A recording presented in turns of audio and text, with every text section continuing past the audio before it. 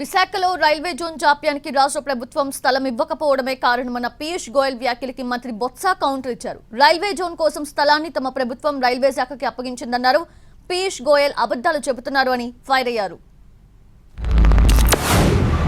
Government also delivered on the promise to establish a separate railway zone in Visakhapatnam for Andhra Pradesh after bifurcation. That decision was taken when I was the railway minister.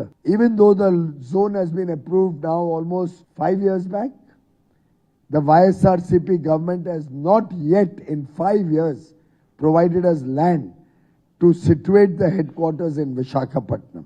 Therefore, we could not complete the bifurcation and setting up of the separate zone. ఏదైతే వారు మాట్లాడిన మాటలని తీవ్రంగా ఖండిస్తున్నాం.